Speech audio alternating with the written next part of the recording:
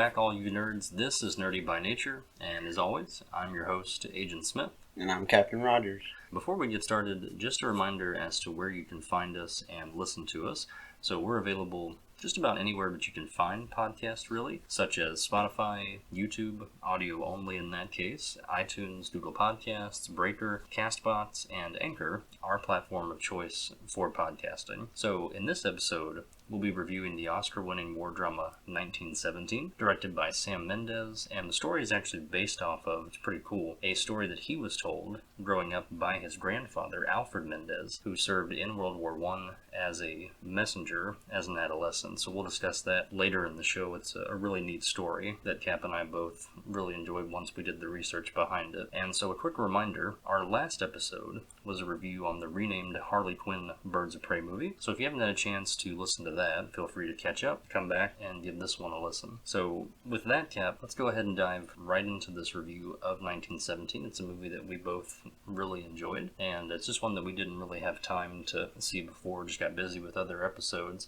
but we're glad that we did because it's a powerful, moving film. And so spoiler alert, in true Nerdy by Nature fashion here, if you have yet to see 1917, which is doubtful given how long it's been in theaters, nevertheless you might be like us and be late to the train here, you'll want to fast forward or leave this episode alone, go listen to one of our other episodes, and if not that, go into the Facebook group and make some posts or start some polls. You're welcome to do so. And so without further ado, Camp, let's go ahead and give them here a plot summarization for 1917. Yes, sir. So basically, in this film, we follow a duo of Lance Corporals, Thomas Blake and William Schofield. They're tasked by General Aaron Moore to swiftly deliver a direct order to a Colonel Mackenzie, played by Benedict Cumberbatch, and General Aaron Moore is played by Colin Firth. I should mention Thomas Blake is played by Dean Charles Chapman, and William Schofield is played by George McKay. And so, of course, they both willingly accept this mission from the General because that's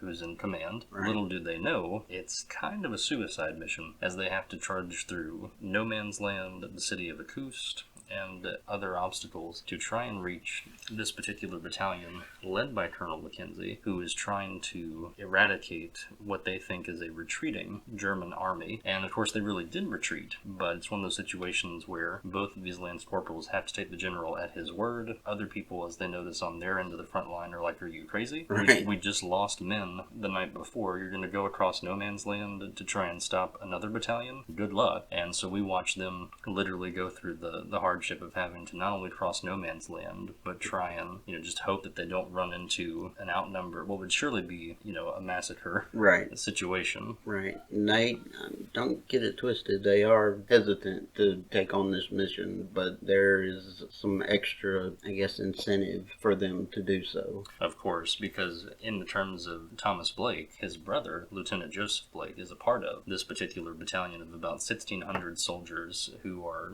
going to soon be on the attack that next morning, going after this German army who was very well prepared. They planned essentially on retreating back to one of their strongholds in their front lines, and they've got heavy artillery, the like of which this particular battalion has never seen. So literally, Colonel Mackenzie, while he thinks he's got the upper hand, he's really leading these young men into what will surely be a defeat, or in this case, as General Aaron Moore says, a massacre. Right. So these two are literally the only thing standing between saving as many lives as possible and giving the Germans just that much more of an advantage here in World War I. And so, of course, from there, the movie takes off, and we follow our unsung heroes on their journey in a beautiful one-shot design, and we'll talk about that in a minute, Cap. Mm-hmm. And of course, the corporals are successful, but of course, unfortunately, only one of them actually makes it to deliver that message in a very powerful scene to one Colonel Mackenzie, and he also has to convince him to stand down and not send out more waves of troops. And then he ends up finding Lieutenant Joseph Blake, and they have a conversation, and of course towards the end you get to realize exactly what this particular Lance Corporal William Schofield was fighting for. Right. So that pretty much sums up the plot for 1917, but again, like I said at the beginning, very powerful, moving film. So Cap, let's go ahead now and dive right into our scenes discussion and talk about some of the most impactful scenes from this film. Definitely. I will say that You kind of get the impression that this Colonel Mackenzie is somewhat of a hothead and knows what he's doing and is not about to take orders or suggestions of changing his plans from these lance corporals or one lance corporal up until he convinces Mackenzie to read this note from General Aaronmore. And let's go ahead and start here, Cap, with the obvious first linear scene, and that being their trudge through no man's land. So, of course, as we mentioned earlier, this particular film is shot, for the most part, in a one-shot way, and it's purposefully done so, and I'm glad that they chose to do this, and I'm glad that Sam Mendes, as a director, wanted to shoot the film in this way, because you really do get the sense that you're on this journey with both lance corporals, eventually just the one lance corporal. And to me, while for some it might have felt a little claustrophobic going through the trenches with them, shoulder to shoulder, it still just, it builds that tension, it gives you that sense of realism that you are literally following them on this incredible journey, and it wound up making for a very impactful film that sticks with you, because you feel like you're right there, and there's, I think, even a part of you that, you know, could maybe even see, it puts yourself almost quite literally in their shoes, or that first person perspective.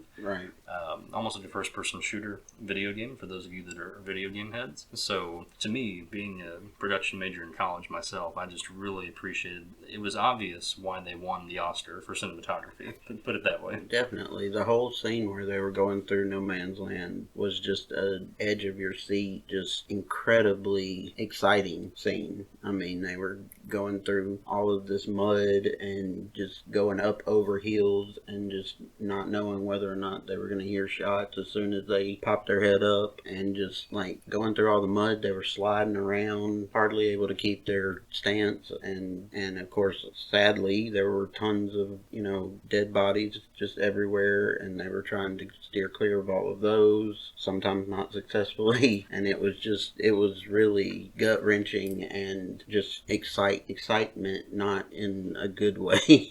No, and I was going to say the tension was definitely palpable. And tension, also, that's what I was trying to come up with. Absolutely. The tension was palpable.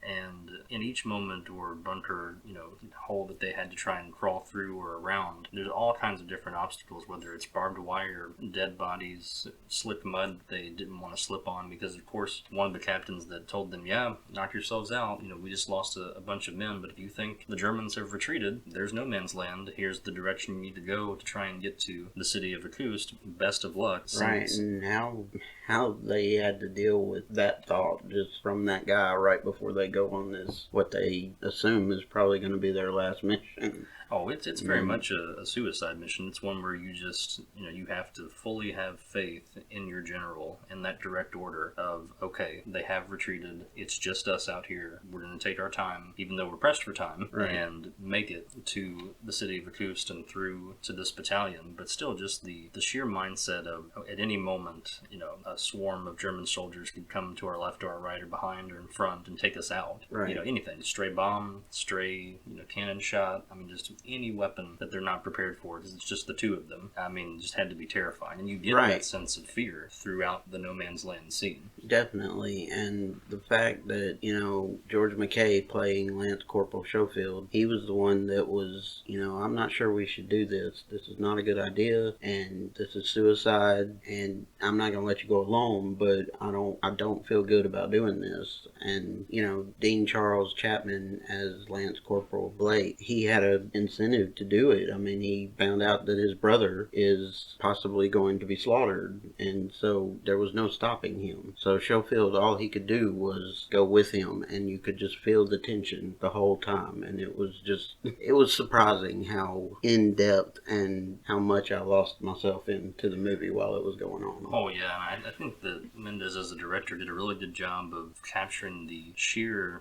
daunting feeling of war and the absurdity of it, and just the destruction, the side effects, the whole psyche of being on a battlefield. I think they nailed, and they really captured, because you felt it. And I think that all comes back to the way that it was shot, that one-shot feature where you felt like you were with them going across no man's land. And to bring up a point that you made earlier, Cap, about Schofield being less than inclined to continue this suicide mission. Right. You see this moment of regret when he's holding back a peg with some barbed wire wrapped around it as a barricade, and the barbed wire flings free from the post and right into his palm. Right. And I mean, when you see that, you kind of tense up in the theater, like, oh, that's not going to be good. Right. And you see the look on his face is clear of just like, why did he have to choose me? Why did he pick me? He could have picked anybody to go see the general. He had to pick me. Right, and not to mention the fact that not only does he get hurt as soon as they go out there, but the whole thing is done in this just eerie silence of nobody around but these two guys. And as soon as he cuts his hand on this barbed wire, he slips and falls, and that cut arm goes straight into an opening in a dead body. And so not only is he,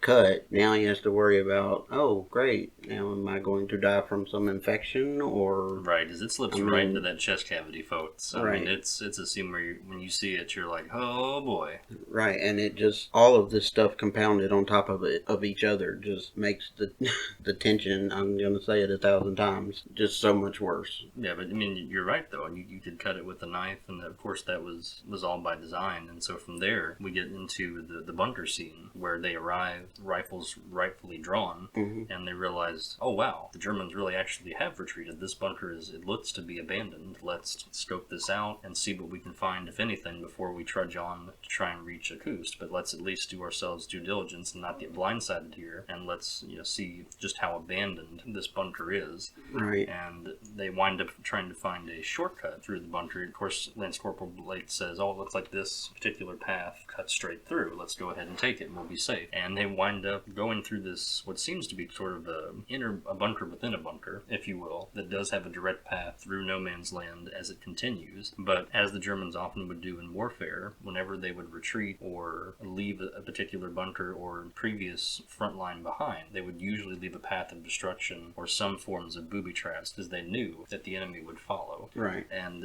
it's just a credit to their genius when it came to warfare. Not to applaud them in their efforts by any means, but just to give you an idea of how powerful of a force the Germans were. They thought of every detail. Right. And another detail in the movie that was interesting to me, and it almost seemed like it came as a surprise to them, was just how extensive this bunker was. I mean, there were bunk beds upon bunk beds throughout this whole thing. Like, they were living in this bunker. Like, they were set down, ready to go for as long as it took. And it was creepy. And I think you also, from a historical standpoint, got an idea of how well prepared the Germans were when it came to warfare. Because when you compared and contrasted the bunkers the British had and the bunkers that the Germans had built, by all means, yeah, the German bunker, I mean, they were very sustainable and seemed like they were much more fortified than what the British were working with. So for them, it was like, wow, they really were prepared in this bunker. Why would they have retreated back? But then that just proves more so General Ehrenmore's point of, well, this is all been by design. They're trying to lead this other battalion to their sure demise. Right. So it drives that point back home. And then we have, of course, had mentioned booby traps earlier. They wind up in one of the rooms in particular and see a couple of different dead bodies and rats and these strange bags that are hanging up from the ceiling, which we never quite find out what they are or what's in them, but leads to a crazy scene where there's a tripwire on the floor, which Blake points out. Yeah, and they catch it, and they think they're okay because they catch it right in time. I mean, and then things go south quickly. Oh yeah, rat scurries across the floor, trips the tripwire, bomb goes off, and at that moment, me personally, I don't know about you, Cap, but me personally, I thought, oh, are we about to lose Lance Corporal Schofield? And then I remembered the trailer and him running across a battle scene with multiple different shots going off and bombs blowing up. Right. And I was like, no, I don't think so. I think he pulls him out of the rubble, which, of course, Lance Corporal Blake ends up doing, but it's still one of those moments where I was just like, oh wow, this got serious real quick. And it was an incredibly surprising scene because you think, like I said, you think that they're safe. They see the tripwire and they stop, and then a daggum rat just crawls right through the tripwire, and they both know instantly that it's over. I mean, and I jumped physically in my seat as soon as it happened because it was not expected. And then from there, he really can't see and is still choking up some dust and rubble, and so Corporal Blake has to actually lead him out of this bunker that is now literally collapsing on top of them. Right. And there's a moment where there is a believe it's a mining well, and so there's a little space where they have to jump over to the next path, and he tells him, Blake to Schofield, hey, you got to jump. And he's like, I can't see. I literally can't see. Right. He's like, you have to trust me and just jump. Just jump forward and I'll catch you. I'll catch you and pull you over if you're short. Just come on. We've got to go. This place is coming down. And that was like the worst thing because I just thought about being in that situation myself. I would jump where? Right. I can't see anything, I mean, it was... And so they make it out by the skin of their teeth. And at that point, you're like, oh my gosh. And especially for the perspective of Schofield, where he already doesn't want to be on this particular mission. So he pretty much lets Corporal Blake have it and says, like, you took this on so willingly. You always just run into things so blindly. Why don't you think before you act? And of all the people you could have chose, at the end he brings up, like, why did you have to pick me? And he tells him straight up, Corporal Blake is like, well, look, if you want to go back, camp's that way. Right. I'm going to go find my brother. I have to do this. Mm-hmm. I thought it was going to be something easy, but, I could use your assistance. It's your call. Mm-hmm. And so at that moment, you see Schofield realize, all right, look, you saved my life. I owe you one. Just fire the flare. Let them know we made it, and let's go on to a coast and get, let's get moving. Right. And so they go through all of that, right? Mm-hmm. And just when you think there's that silver lining, or the most part of the trip is going to be at least smooth sailing, like, all right, they've made it through no man's land, they got through that collapsing bunker, right. They've survived this far, hopefully the rest of the journey is going to be as smooth as possible. Right, because, they basically see that the Germans have really retreated, so they kind of get a reprieve of, okay, maybe we're okay.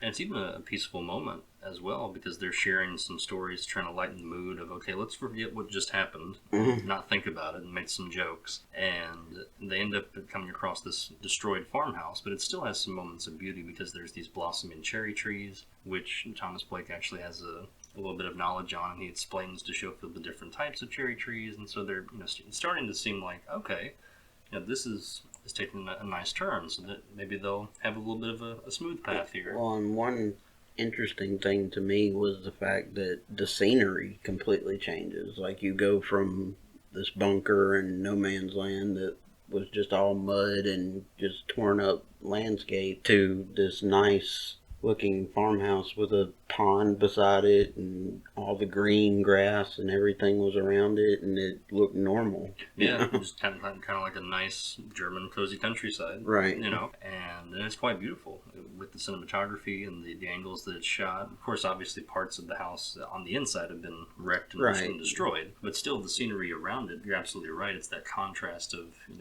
death and destruction behind them, mm-hmm. and then maybe a sliver of hope in front of them. Right. But even as they approach, they can see the marks of war. And at one point, Schofield even says, I don't like this house. This place creeps me out. Right. We need to keep it moving. And at that moment, they look up and they see some of their allies in planes up above in a dogfight. And so, of course, Blake asks, well, who's winning? And Schofield says, looks like we are. And so they're attacking a German fighter. And we see them literally shoot down the plane. And these guys just can't catch a break up to this moment, because, as you can imagine, the German fighter plane veers and comes right for the farmhouse in one of the little shed areas where they were trying to just seek a little bit of refuge for a few minutes, heaven forbid, to catch their breath from the bunker. Right. And it crashes in, starts to go up in flames, and they realize, well, the pilot's still in there. Let's at least be somewhat humane and pull him out and try to save him. Right. And that ends up being a big mistake for these corporals. Definitely, and I think me and you both felt that it was a mistake as soon as they were pulling him out and putting the fire out, because he came out of the plane on fire, and they start patting him down and have him sitting there. Yeah, I felt something bad was happening next. And you very much got that vibe. You were like, you appreciate what they were doing in that moment, mm-hmm. having that sense of humanity and, hey, we're all just people here at the end of the day. Let's at least try to help this one guy. And so, of course, Corporal Blake tells Schofield, go and get him some water. He needs some water. Mm-hmm. We're gonna have to save him. And at that moment, it's like, this is a German soldier we're talking about. He's been trained the same way that they have to take out the enemy by any means necessary.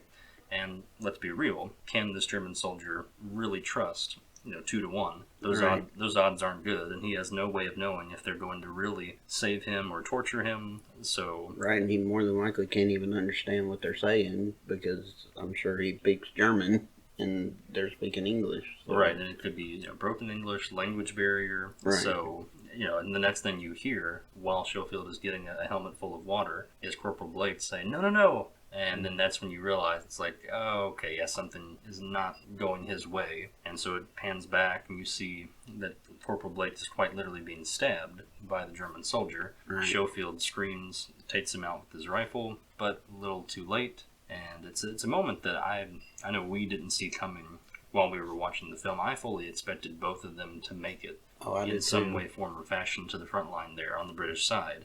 But we end up actually losing Lance Corporal Blake in the process in a very touching and moving moment. Right, and it's funny because in that moment, like, he's wounded, but you can almost think that maybe he'll make it. And I gotta say, this movie flies by. It doesn't feel like it's 2 hours long at all. And at that point in the movie, it didn't feel like we were very far into the movie, and this main character is looking like he's not going to make it. And it was very surprising. I think it was also a key moment because obviously, of course, Corporal Blake, his big incentive was to make it to get to his brother and also save other countless lives. Right. And 1,600 lives, I should say. But for Schofield, someone that the whole time didn't really want to be on this particular journey, I think for him it was that pivotal moment by design from director Sam Mendes of, okay, well, what is going to propel Schofield to go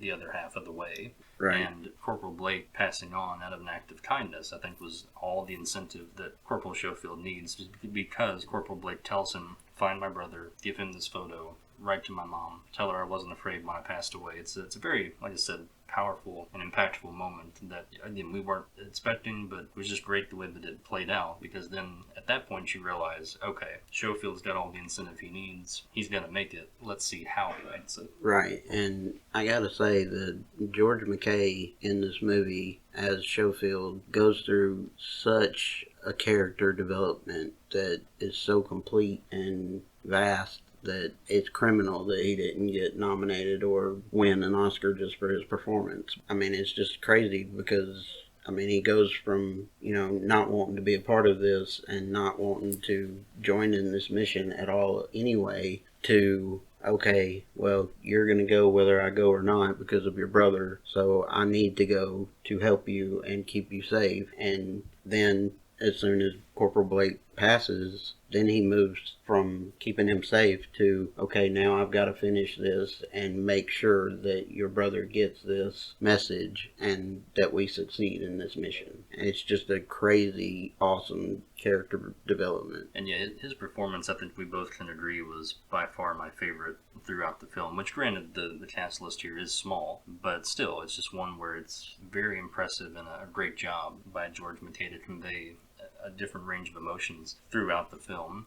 And again, he really is, at that point in the film, you're either invested or you're not. We're about a half hour, 45 minutes in here. Right. And so he really causes you to be invested in the second half of the film. It's just a great portrayal, in that moment by George McKay. And so from there, of course, he catches a little bit of a break and is picked up by a Captain Smith and his crew, but they're on their way to Acoust, and so they're taken off. And Captain Smith, of course, is played by Mark Strong, somebody that we've seen in a number of different films as a villainous role, such as Shazam, Sherlock Holmes, Green Lantern, etc. And so they make their way to Acoust, and as you can imagine, it's not the easiest of roads. They get stuck at certain points, and then unfortunately, at one point, the bridges are quite literally destroyed and cut in half by the Germans because, again, they don't want people to follow them. Right, and so they decide that they need to go around and go out of the way that Schofield's going, so he departs from that group. And then we get another drastic landscape change, and we go from, green grass and ponds and farmhouses to this completely obliterated city and just buildings falling down and just rubble everywhere again. And it's interesting now that I think about it, the vast differences between these 3 or 4 settings of environment. I think that again is one of those things that was, of course, done by design to show you the dichotomy of war. How there's moments of serenity and there's obviously moments of chaos and destruction. Right. And so, of course, these soldiers will take solace wherever they can get it, but then also are quite literally from a day-to-day basis fearful for their lives, as well they should be. In war, it's a very serious matter, and so you never forget that's what you're watching at any point throughout this film. And unfortunately for our main character, Corporal Schofield, things just go from inconvenient to worse Right. as he's trying to cross, very skillfully might I add, the broken bridge, and is now being shot at by a German soldier up in the tower. So of course they didn't completely retreat. They left some of their soldiers behind to pick off some people that might make their way to try and stave off this attack, or not give them more of an advantage in this World War One. And so Schofield is just like, okay, gosh, I can't catch a break. I've got to take this guy out and plan my route, my safe route, if there is one, through the city of Akust. Yeah, and he does. He takes the guy out, and as all this is happening, the sun is setting and it's becoming nighttime, and he's going through this big, dilapidated city, and one of the German army soldiers sees him and starts chasing him and shooting at him, and he runs away and finds, I guess, just an open door in one of the buildings, and ducks into one of the buildings, and the soldier doesn't see him do it, keeps going, and then he finds another little spot of solace for a few minutes of the movie. Which is a really nice moment. He ends up coming across a lady seemingly all by herself, and seems to be roughly close to the same age as him. And we find out that she's actually got a baby as well. Not hers, but just has found a baby with no name. And of course he feels for both of them because they're just another casualty of this World War One. And she asks, is there anything left up there? Is there anybody, still alive or still around? And he says, it looks like that everyone's deserted, the town's in rubble. I would, if I were you, I would try to either stay here, hunker down, or get out in some way that is safe. Right. And then he asked for help as to, hey, I'm trying to find the woods. I need to get to this particular field. Do you know which way I should go? And she mentions follow the river. And so even though, as brief as that moment of solace is, it's just one of those nice moments where you think, at least he got some peace or felt a sense of happiness for a little bit before he had to go and take care of business. And I don't know about you, but the entire time I just wasn't comfortable with him being in this room with this woman that he didn't know. You had no way of knowing. I mean, obviously she was acting like she was hiding and trying to keep herself safe, but you don't know whether it's a trick and she's a bad guy, or whether she had some German soldiers sitting right outside the door waiting, or what. And thankfully it was a moment of solace, but the whole time it was a very uneasy scene. Oh, it was uncomfortable towards the end because you were almost waiting like, okay, this is nice, but what's the catch? Or, he's still got to make it out of here and out of here safely and alive. And he's able to do so pretty much by the skin of his teeth. He's got a few different German soldiers firing away at him and luckily missing through the night. And it's even there towards the early parts of the wee hours of the morning where the light is starting to shed. But again, we just get this beautiful cinematography of him running through the dark streets, the rubble-filled streets of Akust, and then all we can see light-wise are the flares that are being fired to and fro to try and locate anybody that is still running about or going through the town. And that part was probably the most amazing scenery and the way it was shot, because it was pitch black while he was running. Yes, there was fires here and there, but it was so dark that you couldn't really see anything. But every few seconds, one of those flares would go off, and it would light up the entire city. I mean, it was almost like it became daylight for a few minutes or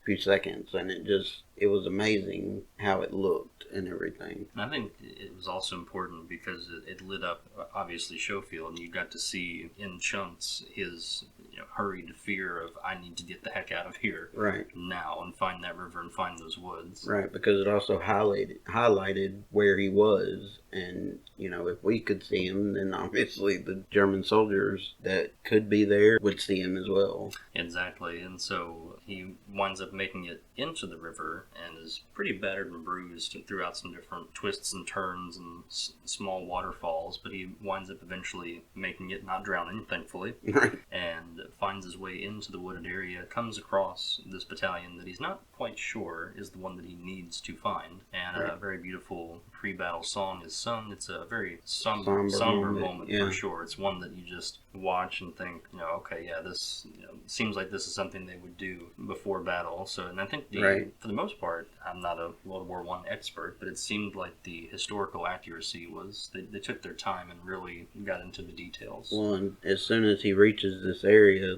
that's our fourth scenery change from this torn up city to this nice green wooded area, and it's just crazy how different each scenery was. And during that song, he's so worn out and just beat up that he just leans against a tree and almost looks like he wants to pass out for the next few seconds while the song's going on. No doubt. And for him, I think it's that of course, obviously the song is a very serene one, but it's also very powerful because it's more or less talking about going home. And so that's something that all these soldiers know that they, as they approach this battle, may not be able to do. And I think for Schofield in this particular instance, he just wants a moment of peace to just listen to a pretty song before he has to eventually catch his breath before he delivers this big message to try and stop what they're headed towards. And from there, it's just such a raw scene where he's trying to make his way through the bunker, pushing people out of his way. A couple different captains try and stop him, like, hey, what are you doing? And he's like, you don't understand. You all need to stand down. I've got orders from the general himself. You're headed right into a trap. This is a massacre waiting to happen. And nobody's really listening to him. And he finally realizes, okay, they're sending the first wave, whether I like it or not. I've got to cut across and get to Colonel Mackenzie, because if I don't, by the time I rummage my way through this trench, they could send the second wave, the third wave, and there's only 1,600 soldiers, so I'm sure they chunk out the waves in a couple hundred apiece. So he gets up a crazy amount of bravery, crawls right up on to the battlefield, as the first wave is going, and one of the captains even says, are you mad? What are you doing? Right. And then he runs, gunpowder and all, bomb shells bursting all around him, straight shot to where he knows Colonel Mackenzie is, to literally fast track that message so that nobody else is a casualty. And that is the scene that you see in the trailer for the movie. And it's a very powerful scene because obviously there's all these soldiers down in the bunker, like you were saying, and he could not, make it 10 feet, much less the full length of how far he needed to go to get to Mackenzie. To put it into perspective, I think it was at least a few football fields that he needed to still go to get to Colonel Mackenzie. And so, of course, he eventually finally does reach Colonel Mackenzie. And then the craziest part to me about the whole situation is, okay, great, he's made it there, but he still has to convince him to stop everything. He has to convince somebody that is assured that he's got the Germans on the run and that this is it, and it's going to be his last stand, and he's going to be this big hero and try to bring a close to this world war. And to hear somebody that just got there, just showed up, like, oh yeah, you've got word from the general. Sure you do. Like, we'll get different orders tomorrow to attack. He's like, can I believe this? And then he gives him the letter from the general, and that's when he realizes, all right, well done. I'll have them stand down. Thanks for your time. Right, and it's almost anticlimactic once he is able to convince him to read the note, and then he basically tells him to get out of his bunker, and so he gets out of the bunker, and his next mission is to find Blake's brother. And he winds up fortunately finding Lieutenant Joseph Blake, but you're a little worried as he goes through the casualty tents there, because you're thinking, oh no, is he going to see him on his last leg too? Are we going to lose another? Was he part of the first wave, or was he part of the second, or what? Because even one of the captains says, as he asks, where can I find Lieutenant Joseph Blake? And he says, well, he probably would have been with the first wave. Check the casualties tent, and that's where he goes. And so eventually he notices Blake unharmed and says, hey, I'm glad to have found you. I'm Lance Corporal Schofield, William Schofield, or I go by Will. And he mentions why he's there, and also mentions, hey, you say, oh, you're from the, I can't remember exactly the unit they were with. I want to say it was the 6th or the 7th, if I'm not mistaken, or maybe even the 8th, one of those. Mm-hmm. And he says, well, then you must know Tom, my brother. And he says, I did, and he was on this mission with me. And it's that hard moment of silence where Lieutenant Joseph realizes, played by Richard Madden, he just knows. He's like, oh, okay, he didn't make it. Right. And so it's a very tough scene to watch there at the end, especially given what Schofield's been through, and you imagining how, Joseph Blake would feel losing a sibling. So from there, the movie comes to a close, and we get that one last touching moment with Corporal Schofield. He retreats over to this lone tree just to relax or try to sit down for a moment from his mission successful, having saved so many lives, and unfortunately having to break the news, but still honoring the memory of Corporal Blake to Lieutenant Joseph Blake. And we get to actually see who Schofield is fighting for in this war, and that's his own family. And he's got a wife and a child back home, and on the back of the photo it says, "Come home to us." And it's a key moment there at the very end, because earlier in the film, of course, after they make it out of the bunker and Corporal Blake saves Schofield's life, Schofield says, well, hey, I guess that's your medal moment. And Blake says, oh, really? You think they'll give me a medal for that? And he's like, I'd recommend it. And then, of course, Corporal Blake says, well, whatever happened to, speaking of medals, what happened to your medal? And Schofield says, oh, I traded it away with the French captain for some wine.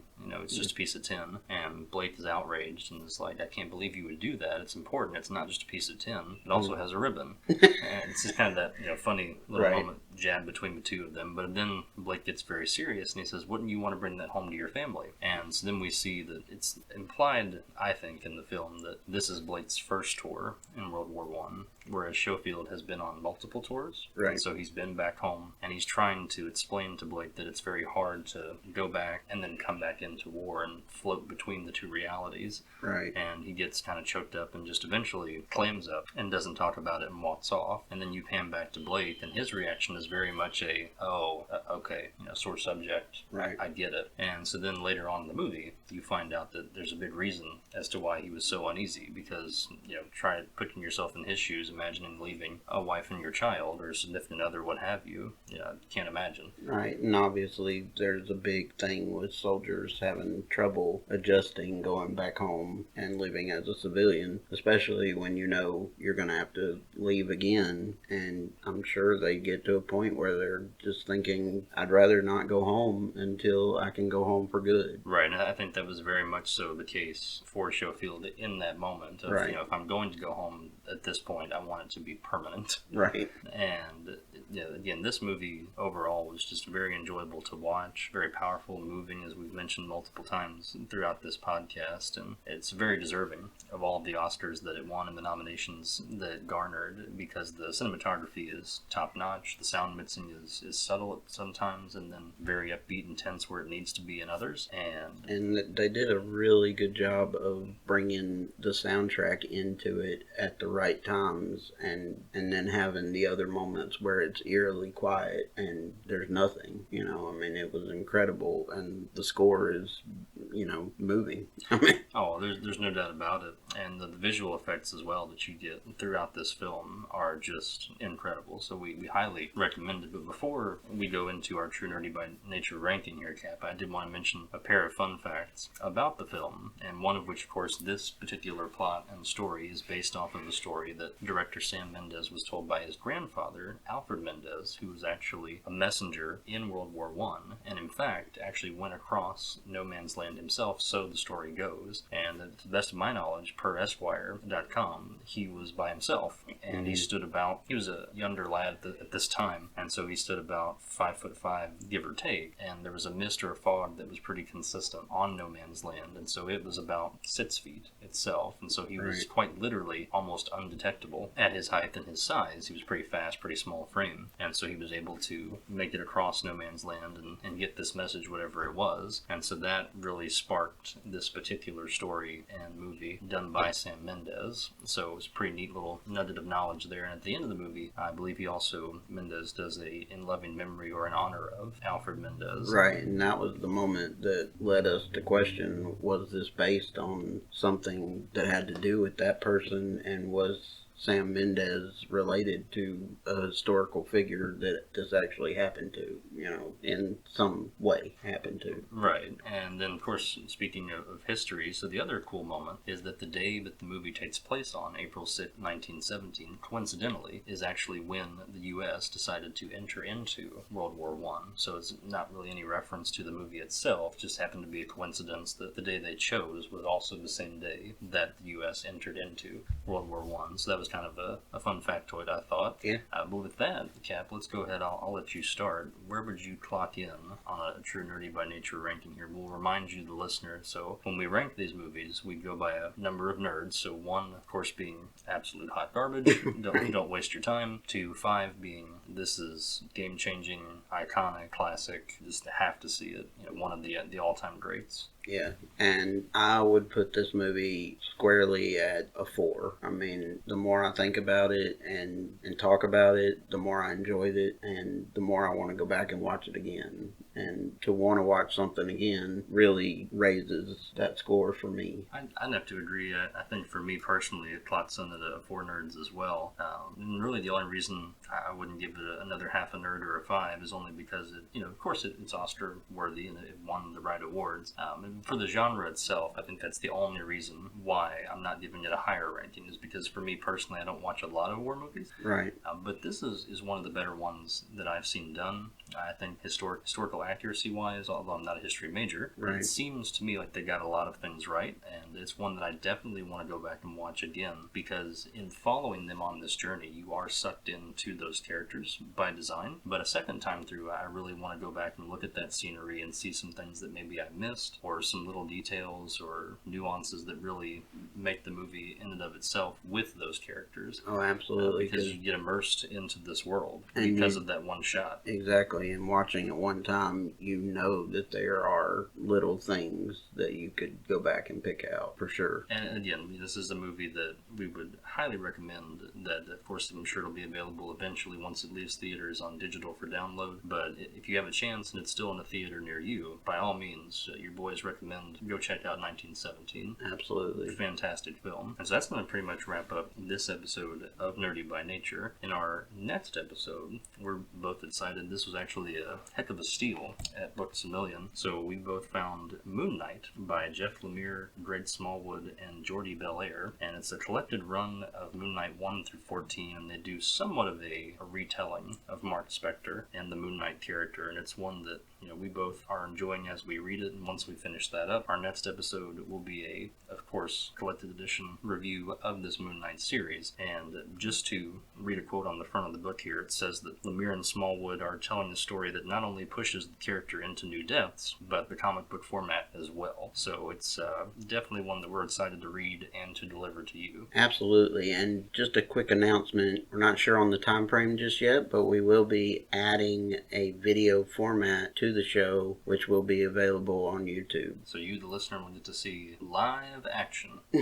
Your boys here, so get ready. Definitely. And with that, it's going to close out this edition of Nerdy by Nature. As always, we thank you, the listener, for listening. So be sure to hit that like button, subscribe if you like what you heard. If you know of anybody that would be interested in this podcast or these episodes or this world that is Nerdy by Nature, feel sure to share this with as many people as possible across multiple different platforms of social media and other forms. And we've also got a Facebook group by the same name, so type that into your search query. It's free to join. There's no membership fee or anything like that. Just hit the join button. We'll let you into the group. And as we mentioned before on previous episodes, we're going to start to become more interactive with the group as we've grown. And so we're excited for that. And until next time, I'm Agent Smith signing off. And I'm Captain Rogers. God bless.